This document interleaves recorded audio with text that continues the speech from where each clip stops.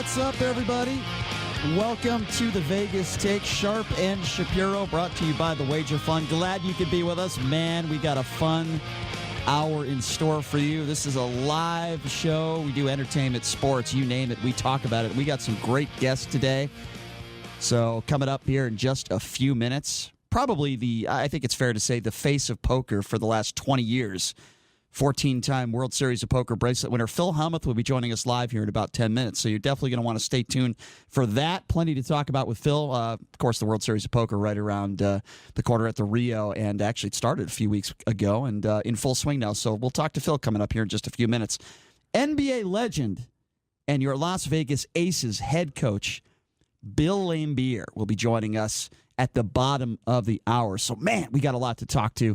And my host, JD, sitting across from me. I know JD had some fun last night at the boxing with Terrence Crawford and Horn. How's it going, by the way? How's your weekend? It's going great. Mr. Shapiro, I'm doing very, very well. Mr. Shapiro. Mr. Shapiro, yeah. Makes me feel really... I'm only 38. But I mean, that is kind of old. But it's a respect thing at this point. Yeah. Well, nobody else respects me, so I guess got to start somewhere. But anyway... JD, you were at the, we'll get into the hockey in a little bit, but you were at the Crawford-Horn fight last night. You were ringside for that fight, I think, 6th, 7th row, and you saw Crawford just absolutely annihilate Horn. What did you see there? I mean, you're like, 50 feet from the ring? Yeah, I was in the 7th row, surrounded by the other media guests, and Terrence Crawford just outclassed him. He's so much more technically sound. He's a significantly better athlete. And anyone who says his reach is actually 70 inches is not right. His reach has to be 6 feet, maybe 6'2", 72 inches. He is much longer than he is listed. Kind of like Kevin Durant is actually 7 foot and not 6'9" like he's listed. Well, I'm one of those people that thought that Horn did not defeat Manny Pacquiao, and I thought he was exposed last night. Not taking anything away from him. We know how great of a fighter Crawford is, but I don't think Horn is as good as everyone thought he was either. I get it, he was undefeated, but with that being said, Crawford is at a completely different level, and he proved that last night. Yeah, I don't see anybody beating Terrence Crawford, not named Errol Spence, and hopefully those guys decide to fight. Horn tried to bully him and overpower him, and Terrence was just as strong as Horn, if not stronger. And I really thought that Horn would have the legs to compete, but he couldn't get close to Terrence. Terrence was too long, and honestly, one thing that I noticed about Terrence Crawford is that his head is really small. And so it's really hard to get a clean hit on his head because it's so small, and so that's so his entire body is just pretty much all muscle. He makes up for that with the size of his hands. Absolutely, yeah. Absolutely. Yeah. Can I just knock ESPN for a second?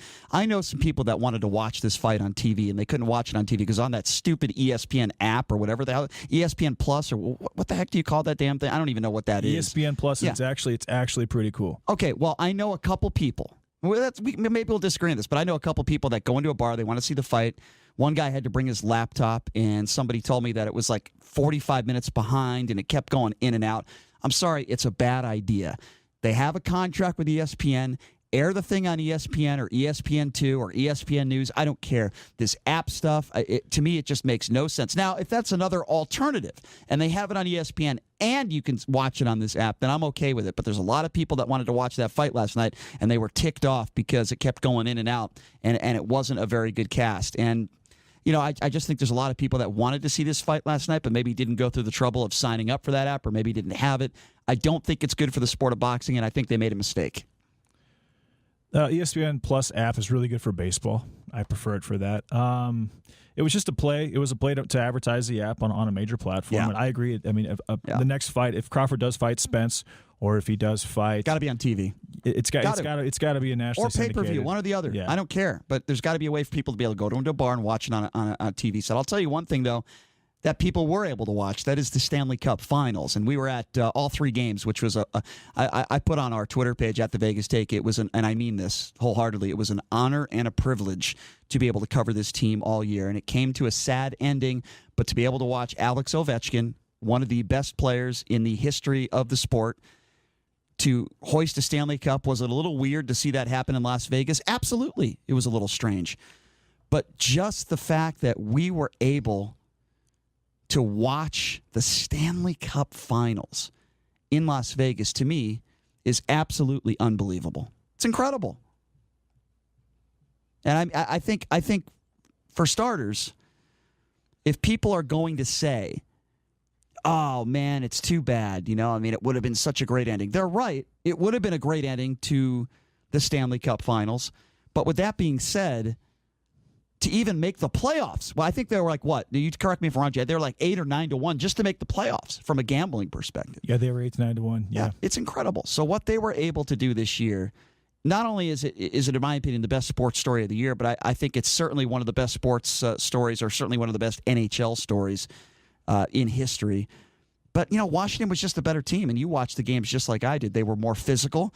They were faster, and I think that's what surprised me. They were a lot faster than I thought because everyone talked about the Vegas speed.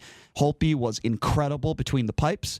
Ovechkin wins the Conn Smythe, well-deserved. That's one thing the NHL has right. They have an award for the best playoff team, which I think is fantastic. But, your experience of you had never even watched an NHL game in person, and you're here watching the Stanley Cup Finals in the arena. That must have been pretty cool for you. Yeah, it was. First of all, the intro was amazing. The crowd support was unbelievable. Carnell Johnson, who sang the national anthem, did an outstanding job. He sang again at the Crawford fight last night. But watching hockey in person it's unlike anything else. I'd never been to a hockey game before, and just the speed that these guys play at. And how often they sub, every 50 seconds, 55 seconds, because they're so tired is cool. But yeah, in that, in that game, Holtby was basically as good as Fleury, and then without having a massive advantage with Fleury over Holtby, they just had too much talent. And Ovechkin, there was times when Ovechkin took on 3 guys, which is apparently crazy in hockey, and still got shots. He made some unbelievable, outstanding defensive plays as well. So, and then you had guys like Tom Wilson, who we actually got on the ice after the game with all those guys on the ice. That was an experience. That was incredible. No skates though. Yeah. And in skates, these guys are 6'5", 6'6" across the board, and Tom Wilson is every bit of 6'7" in skates. But he was fast and he hit hard. And having guys like him and Orpik, that's really tough for Vegas to compete with. Well deserved. Washington, and I know if you're in Vegas here, of course you wanted the Knights to hoist the Stanley Cup. Nothing would have been better than that. But I think if any team deserved it, and if any individual player and coach deserved it, they both did on the Capitals. Ovechkin has been working for this his whole career, and he talked about that. So I was happy for him. As far as what the Knights did, what experience for some of these young players like a Marchessault or a Carlson. Let's hope Carlson sticks around. I think James Neal is gone, and I actually would be okay with that. That first line did not produce in the Stanley Cup Finals. That was a big disappointment. But you know what? Great experience for some of those guys who have never been there before. A couple of those guys that I mentioned. Fleury was good. I wouldn't say he was great in the finals, but he was good. Holtby was better.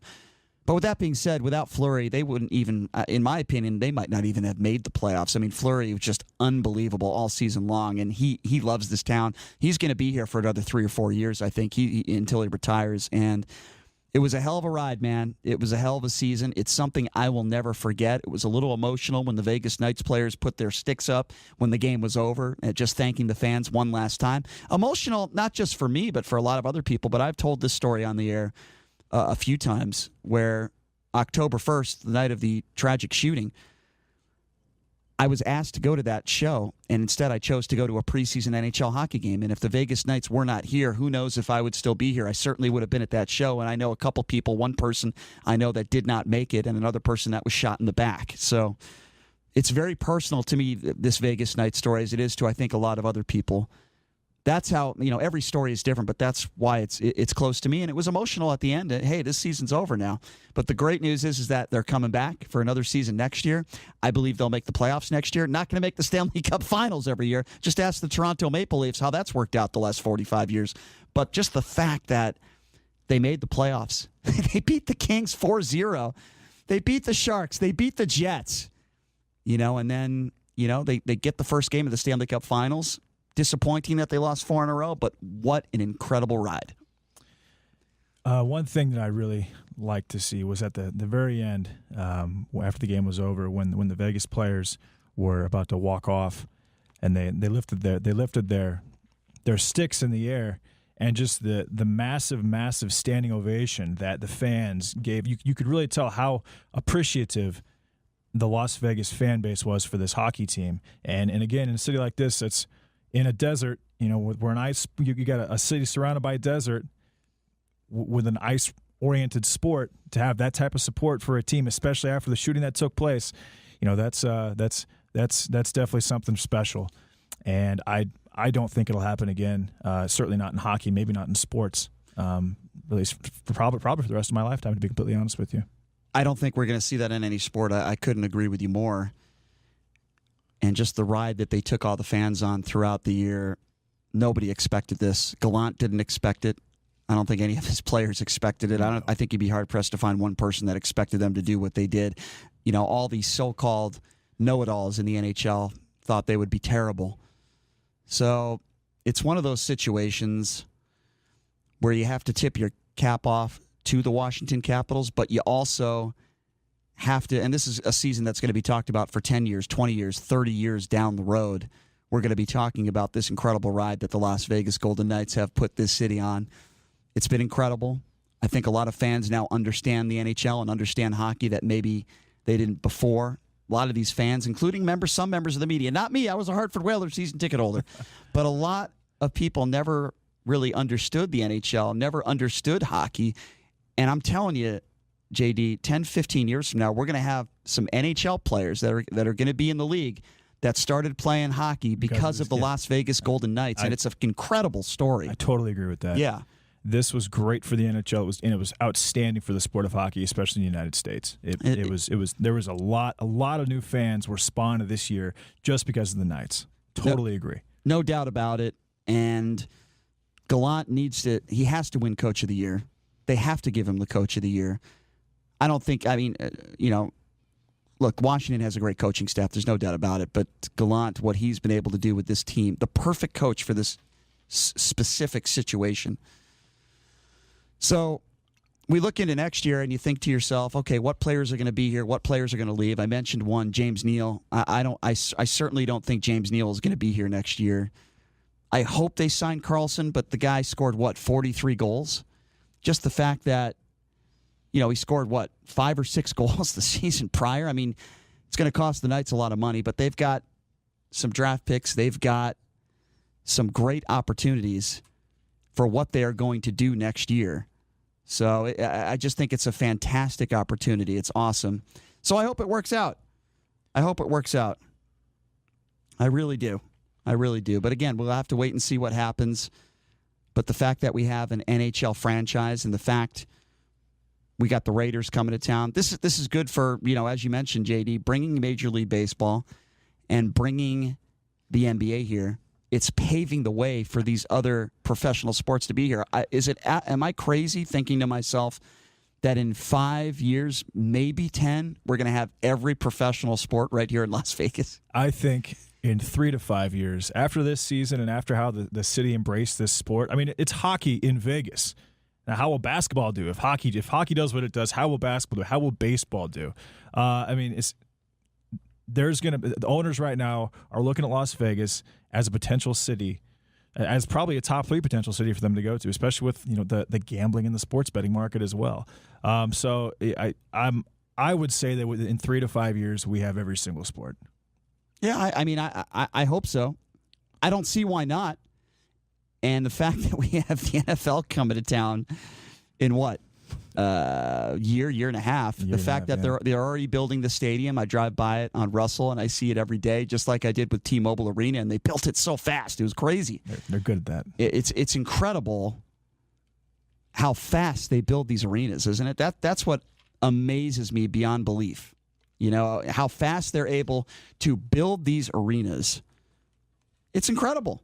It's absolutely incredible, and I'm really hopeful that this Raiders situation works out. I have no reason to believe it won't, and they're a good football team, by the way. This isn't an expansion team coming here. Okay, this is a playoff team, and I think they're only going to be better in a few years. So that's the good news with that. But from a gambling perspective, I was looking at the Knights, and they already have the lineup to win the Stanley Cup next year. What do you think they are? Before I give you the number, I don't want to put you on the spot here, but what do you think the Vegas Golden Knights are right now, odds-wise, to win the Stanley Cup next year? 12-1. You're very close. Am I? Okay. Then Denise is right. They are 10-1. Our producer is correct. So let's just backtrack a year. A year ago, at this time, they were 500-1. And now they're 10-1 to win the Stanley Cup. It's incredible. So they've gotten 50 times better, apparently. Yeah, it's incredible. So, Denise, I'll tell you what I'm going to do, if you can do this for us.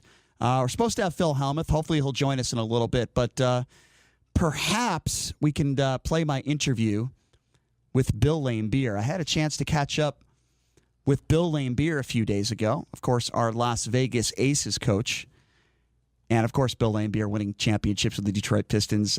He probably known as I don't think I'm over the line saying this. He's a dirty player. Okay, he's physical. At times he was dirty. I think if you asked Larry Bird that, he'd probably tell you that.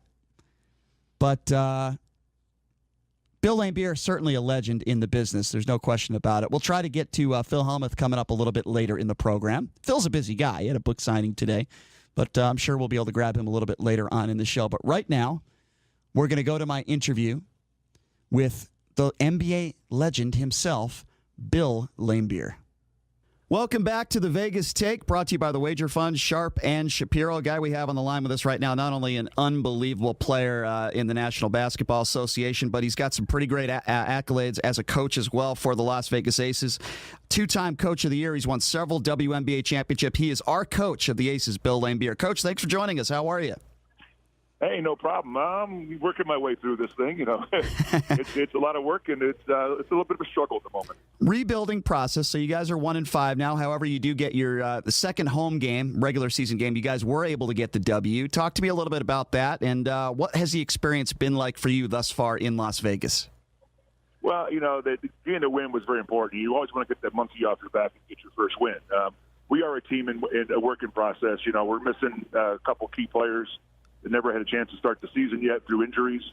But, that's no excuse. We're going to grow. We're going to learn this year. We got Asia Wilson, our number one pick. She's phenomenal.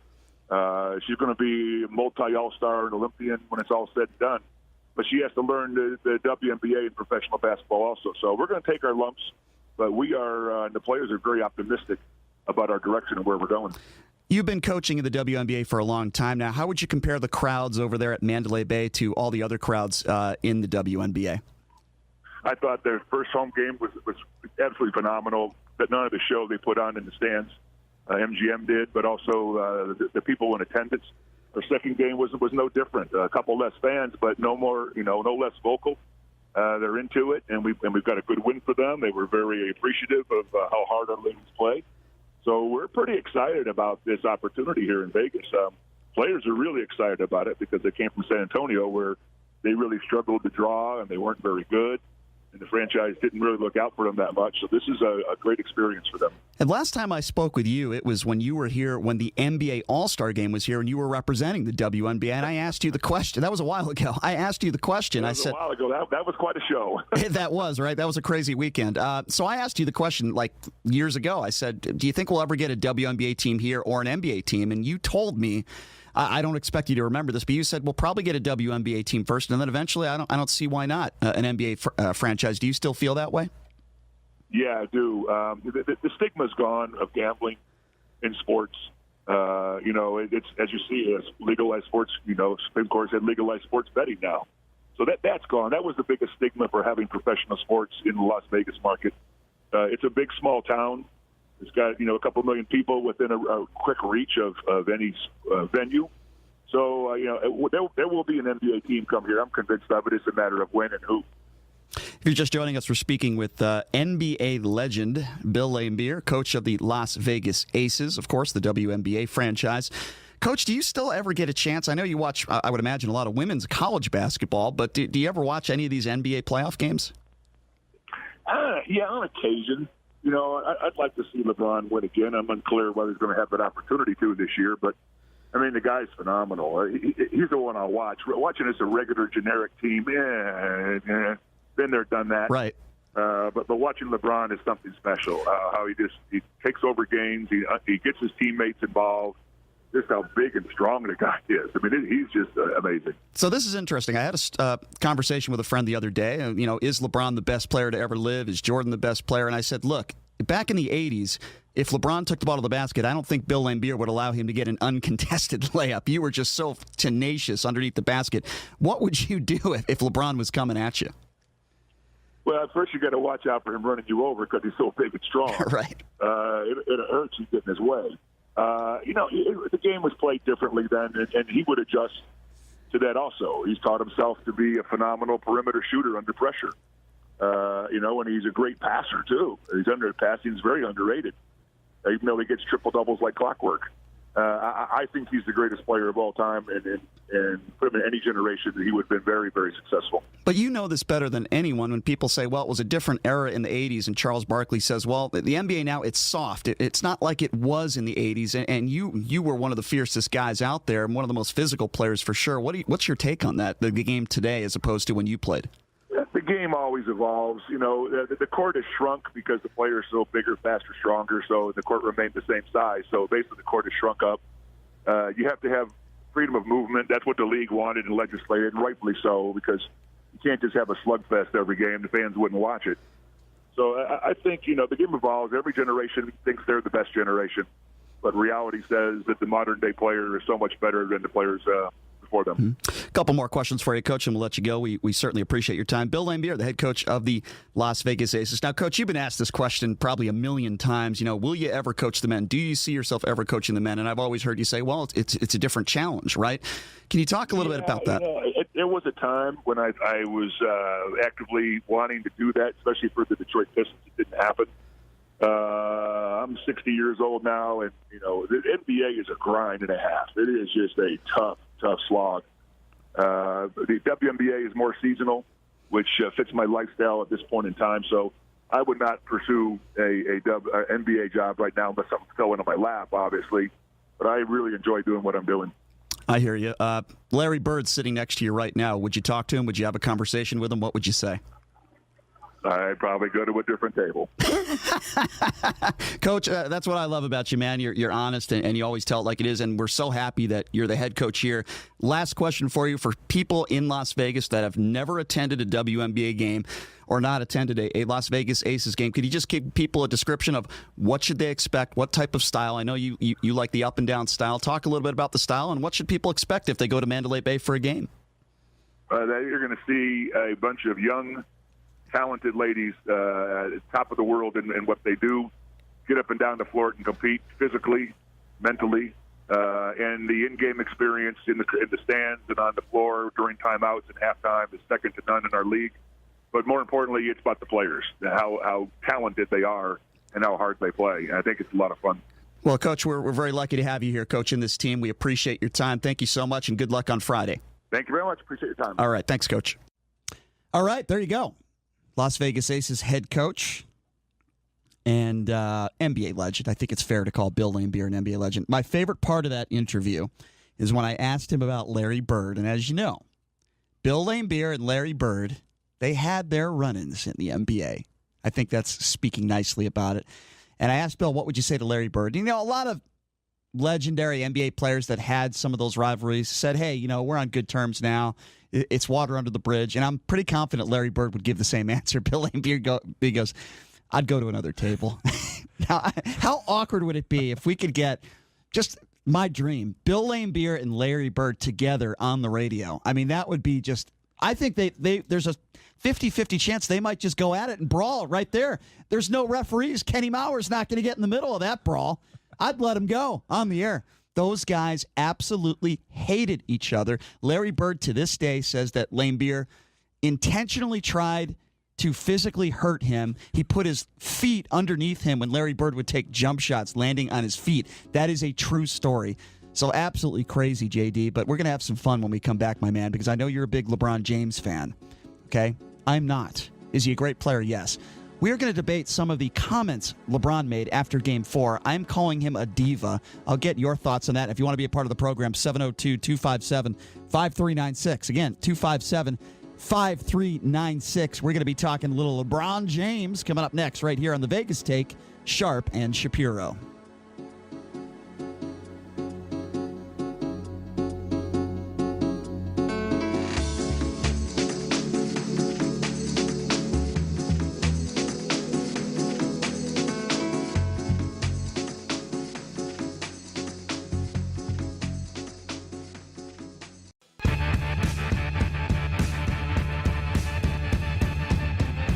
Hi, welcome back. It is the Vegas Take, Sharp and Shapiro, brought to you by the Wager Fund. Glad you could join us. We're hoping to get Phil Hellmuth, the poker brat, a little later on this hour. He might have stood us up. The poker brat might have stood us up, JD. I don't know. I'm on radio tilt right now, but that's okay. Hopefully we'll get to Phil later. If not, we'll catch up with him, I'm sure, next week, and we'll get a Phil Hellmuth apology. That would be great. And this stuff happens, I understand. So in a minute here, we're going to get to a friend of mine who has been on the air in this town for just around a decade, Chris Wynn. He'll be joining us here in just a second, but I want to set this up first, JD, okay?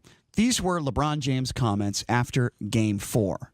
Remember, they lost 4-0. It was a pathetic performance. LeBron James in the second half showed really, I don't know, what would you call it, effort? The whole team showed no effort in the second half. They gave up. Let's just be honest. And this is what LeBron James says after the game, after being absolutely destroyed by the Golden State Warriors. He says he's very emotional for a lot of different reasons after losing Game 1. He's talking about understanding how important a game win is on the road for our ball club. What that would have done for us, the way we played, the calls that were made throughout the course of the game. I had emotions. The game was taken away from us. And let me just stop for a second and say he took his fist and punched a blackboard.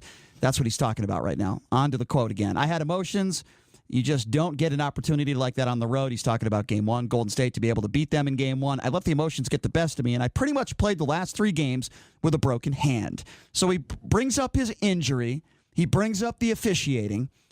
And my question to you, JD, is I know you defend LeBron James all the time, okay? That is the definition of a diva, okay?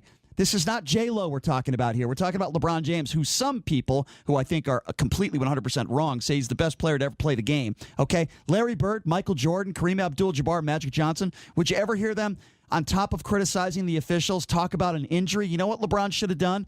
After Game 1, he should have talked about the injury.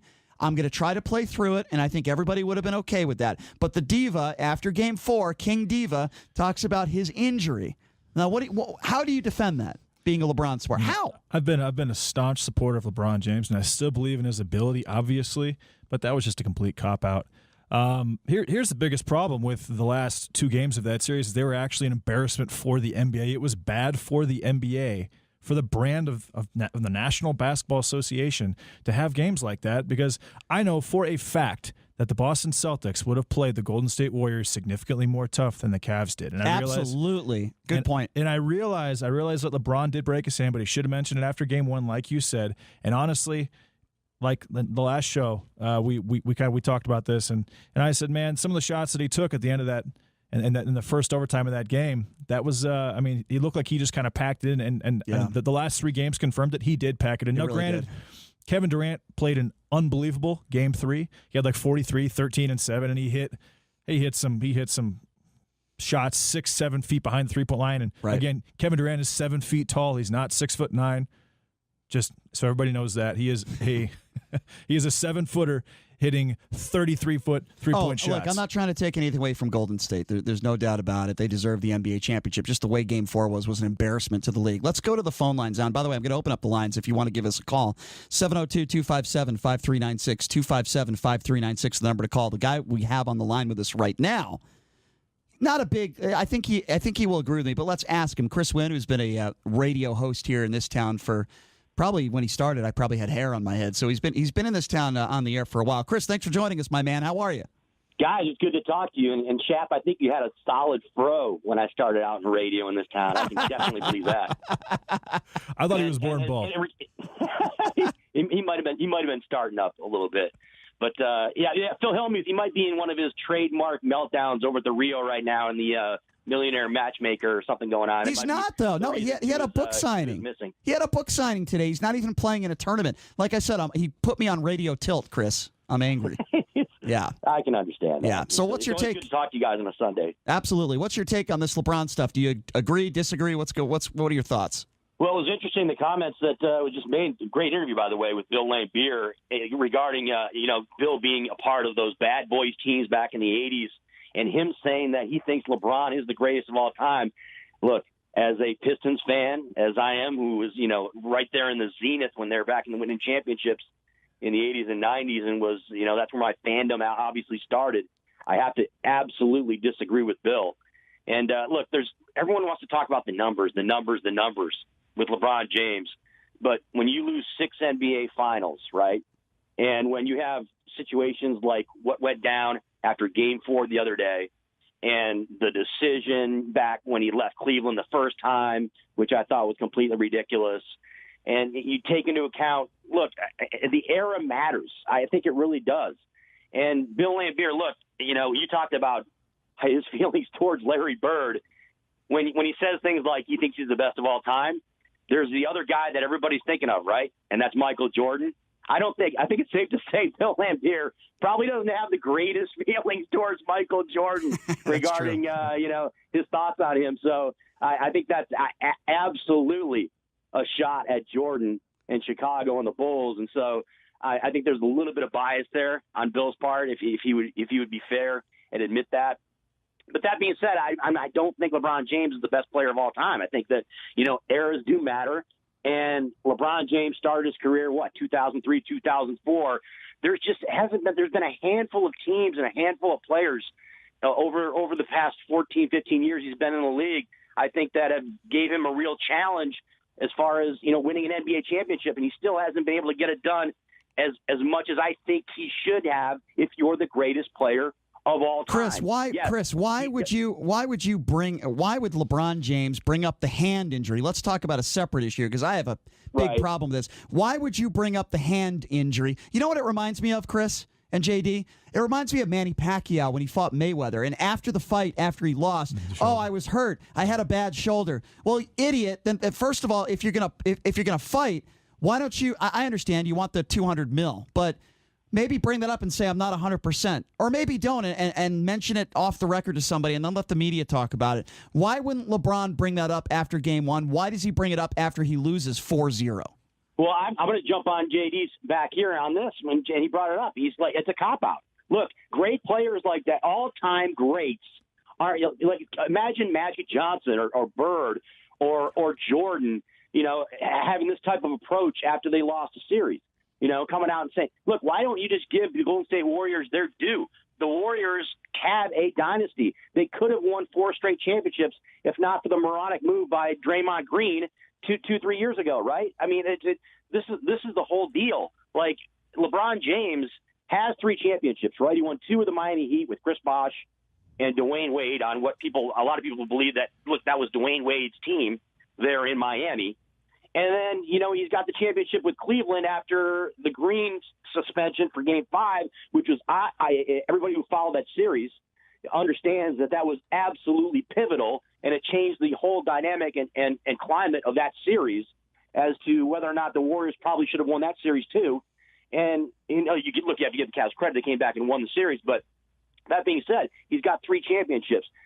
I guess I might be talking in circles here. My point being is that LeBron James, I think you should take a different approach. If you're supposed to be that guy that everyone believes is the all-time great or could be one of the greatest players of all time, that's not the approach you take, what he did after Game 4 the other night. You take the approach of, you don't want to bash your team, but I think you want to give credit where credit is due, and you give it to the Golden State Warriors. Chris, I think that LeBron is a Wilt Chamberlain-level athlete, one or two of the best athletes of all time. But, at this point, the best in the world, the GOATs, they all take accountability when they lose. And he basically deflected accountability. And Brian's totally right. Jordan, Bird, Magic, Kareem, those guys wouldn't do that. Kobe. Those guys wouldn't do that. You know what it's like? It's like if we did a horrible show, people could argue that now, but no, I'm just kidding. But let's just say we did a horrible show, okay? And I was lazy. We didn't get good guests, or we tried to get Phil Hellmuth, and Hellmuth didn't come on. That did happen. But anyway, the point I'm trying to make is, and then after the show, I said, oh, you know what? I'm not feeling good. My throat hurts. I haven't been feeling good all week, so I didn't have time to get guests. I didn't have time to show prep. Would anybody buy that? No, you either don't do the show, or at the beginning of the show, hey, say guys, I'm not feeling too good today. I know that's a weird analogy, but I'm trying to make a radio analogy to what LeBron James did in the NBA Finals. What about the effort? He's supposed to be one of the best players of all time. Can you tell me that the guy even put any effort in the second half? He knew that he didn't have what it took to win the basketball game, but once he started to not put the effort in, especially defensively, the whole team stopped playing. It was a layup drill. It was a joke. And this is supposed to be one of the best players of all time. What happened to your competitive spirit? It's incredible. I'm going to burst a blood vessel. I did in the second half of that game. It's ridiculous. The best player of all time? Give me a break. Look, guys, it may seem like we're bashing LeBron James here because I guess it kind of sounds like because we are. I am. I'll take responsibility for that. But I don't think anybody can deny. We all understand, and JD, you brought it up. The guy is a phenomenal athlete. He's put up phenomenal numbers. There's no question. It's not like LeBron James is the number one leading all-time scorer of all time, though. It's not like he has the greatest numbers of all NBA players in NBA history. That's not the case. Has he had games where he's just been absolutely dominant and is clearing away the best player on the floor? Absolutely. Absolutely. And is there a debate whether or not he's the best player in the world for the past decade plus? Probably not. He probably is. But my whole contention, and this is the reason why I have not put him in my top 5 yet, and I've gone on radio shows across the country and gotten blasted for it by certain hosts, but there's still a lot of people out there that agree with me that he's not top 5 yet. If you think LeBron James is the best player of all time, either you have a low basketball IQ and you are ignorant to basketball, or you're 15 or 20 years old and you never watched the 80s, okay? In no way, shape, or form am I saying that LeBron won't go down as one of the best players. I'm not putting in my top 5 now, but that's debatable, okay? But to say that he is just as good or better than Michael Jordan, it's complete buffoonery, as I would say. Well, and also I think that second half of that last game really showed that LeBron was kind of saying, "Hey, management, hey, Cavaliers management." It was basically kind of an insult to them by not making that effort. And JD, you know what it reminds me of? Do you remember when LeBron back when he was in Cleveland years back and he was in the Eastern Conference Finals, he got absolutely obliviated by the Boston Celtics. In his last game, he takes off his jersey, walking to the locker room, a diva move, and I think and you made a good point, JD, off the air. You said maybe this is a shot to the Cleveland organization, which to me, if that was a part of his motivation of not putting the effort in the second half, completely unprofessional at the least. Now, I don't know if he did that. I think it was more along the lines of, this is my last game. I'm not 100%. We're definitely not going to win the series. We're probably not going to win this game. But that's inexcusable. You're not only the best player on the team, you're probably the best player in the league. And I think it's really bad for the NBA. When did he sit down in the fourth quarter? I think that, Chris, correct me if I'm wrong, I think it was like around 4 minutes left to go in the game. Just under the 5-minute mark, I think it was. Yeah. So this guy, he plays basically 45 to 48 minutes every game all season long. And the last game of the season, when they're losing, he sits down with 4 minutes left. I mean, he should have played all 48 minutes like he did all season long, whether they're losing or winning. And that's just not something a GOAT does. I said before, hey, if LeBron beats this Warriors team, he is my GOAT. He has no chance of being my GOAT after this Do you think series. There's a chance, since you guys are gambling men, do you think there's a chance that maybe some of LeBron's quote-unquote people might have placed a few bets on the game for Game 4 in Vegas? They had no. I mean, they were so overmatched. But Curry made some crazy shots, like that off-balance three. And you know what's pathetic, though? Durant, it wasn't even about winning the game in Game 4. It was about getting Steph Curry the MVP. It seemed like Durant passed up shots when he could have scored at will. Like I said, it was a layup line, and it was. He was trying to feed Steph Curry the basketball, C-Win, was he not? He absolutely was. And, Brian, to your question regarding the gambling, I don't think anybody who's looking at this series objectively, right, who doesn't have a dog in the fight, who's just watching it from a basketball standpoint, we all understood what the Cavaliers were up against, right? We understand that the Warriors are just a better team all around. And, the Cavaliers got in there, and there's a lot of validity to both of your points earlier in the show regarding the Boston Celtics and how much more of a series it would have been if the Celtics would have been up there against the Golden State Warriors. It was just a mismatch, bottom line, from the beginning. And look, that first game was astounding to me. It was incredible that the Cavaliers were able to go out to Oakland like that and perform offensively the way they did in that Game 1. That was impressive to be able to do that and to put yourself in a position to win. And then we saw the debacle that went down there at the back end of the fourth quarter. This is bad with J.R. Smith. But the point being is that, look, it was a situation where, from a basketball standpoint, the Warriors were heavy favorites and deserved to win that series. Absolutely. And you don't want to see the star player for the Cavaliers take the approach that he did after the sweep and make it seem like it was about him and it was about the injury or other factors, whether it be officiating or anything else. you should just own it for what it was. Is that the Golden State Warriors they were just better than us? That's what he should have said. Is that they were just better than us at the end of the day, and we took it on the chin and leave it at that. But instead, he tried to make it about other things, and this is bad for the NBA. That's the bottom line. When you have a Game 4 at home and you put up a performance like that, and it is an absolute blowout. Obviously, Game 1 was the most competitive game of the series. That was a fun game to watch, even though the officials completely screwed the Cavs in that game. I'll give LeBron, you know what? But that has nothing to do with the 3 other games, okay? Make all the excuses you want. You could argue Game 1, but that's it. The other 3 games, you just flat out lost those games. But the effort was better. Game 4 was an absolute joke. I want to move on to another subject here now that we have C-Win on the line. Now, I care about my friends, right? C-Win, he's pretty good at sports handicapper, JD, okay? He'll put a 3 or a 4-team parlay in there. He'll win the first 3. I'll knock out 2 out of the 3 or 3 out of the 4. And he'll lose that last parlay. So we got some gamblers listening, JD. Explain to me, try to sell C-Win, okay? Explain to me what it is that you do. How can we help C-Win with those bad beat C-Win specials? What can you do to help this man? Well, you could stop making parlay wagers. They're losing wagers. But they're so much fun, JD. I know they're a blast, and they have 10-1 returns and 12-1 returns. But so did Jeff Horn against Terrence Crawford yesterday, and you saw what happened there. Ouch. I recommend not making those parlay wagers. But as far as if you want to get involved in the wager fund, which is a sports entity wagering fund here in Las Vegas, Nevada, basically what happens is 2 years ago there was a law passed that allows for people like myself to create an LLC and to start an entity and to raise money for it, like a pool, or basically similar to the stock market. And that's what I've got here in town. Very cool, Chris. We'll have to get you into that. So, but here's the problem. I got to get wired in. I got the inside track now with JD. Absolutely. So I can get some quality advice that I definitely need when it comes to, because I'm not going to lie to you guys. I've been ripping up a lot of tickets lately. It's not because I haven't been winning the majority of them, but you got to knock out all of them. So maybe I need to take a different approach and go down a different road when it comes to Speaking to another approach. Region. There are some nights where C-Win wins. I've seen him hit some parlays, but let's just say he decides to enter into this wager fund.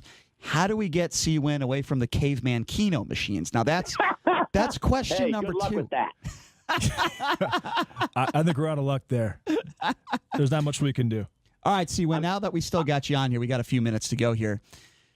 UNLV football team, what are they going to do this year? Is Coach Sanchez going to stick around after this year? What does he have to do to keep his job?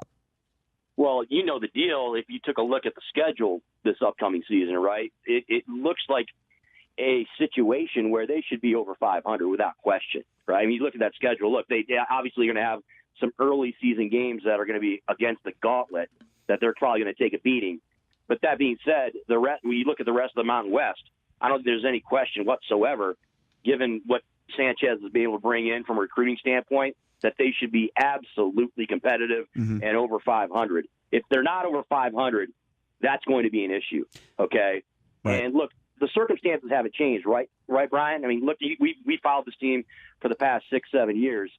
They still play in that stadium, right? They still have the same type of college football climate here in Vegas that's not going to change until 2020 when the new stadium arrives, and then all things are going to change. Yeah, I'm with you on that. You understand what I'm saying? Sure. They have to be a team that's over 500 this year, given the progression. I don't disagree. Sanchez's career there. Yeah, and if they're not, then I think there's going to be a real question as to whether or not he's the right guy for the job. And look, there's support behind him financially. We all know about that here in town. There's the right people with deep pockets that love having Tony Sanchez at the helm there. But if they're a team that ends up, going under 500 this year, I think that's going to put a lot of complications into things. Let's just be honest here. You have 2 UNLV coaches, the 2 sports that I follow, basketball and football. I'm not sure what's going on. I think the golf coach is doing just fine. He'll be fine. Coach Knight's doing just fine. Baseball's doing okay. But Coach Marvin Menzies, and Sanchez are on the hot seat. I don't care what anyone says. We'll be interested to see what our new athletic director does. If you're a poker fan, the last thing I will say, the Orleans is going to be suffering a big bad beat at the buffet tonight because me and C-Win will be hitting up the buffet, And that's like somebody losing to a one-outer at the poker table. The buffet at the Orleans, they're in for a serious bad beat special. See you win. Thanks for coming on, my man. I really appreciate it. Thanks, Chris. Always great to talk to you guys. Have a great weekend. And, while I was listening earlier in the show, I was playing a little deep stack action, and I'm getting myself prepped, chap. You know why? Because I'm the defending WSOP media champion. I got to keep the skills sharp. That is true. I failed to mention that he did win the media. So technically, he's a bracelet winner. He's a media bracelet winner. And a celebrity. He's a luck box. What could I say? Except when it comes to those 3-14 parlays. But that's another story. That's an easy fix, though. We use that celebrity line a little bit loosely here in this town. Because there's a lot more people that are higher in the totem pole than I am. But I keep it fun. You absolutely do. C-Win, thanks for calling in, my man. Appreciate it. Hey, take care, you guys. All right. See you, Chris. Always fun to have C-Win on the show. He's awesome. I've known that guy for years. And he's one of those guys where I could just look at him and he starts talking and I just start laughing. He's just a funny guy. Smart guy, too. And he's from Detroit, right?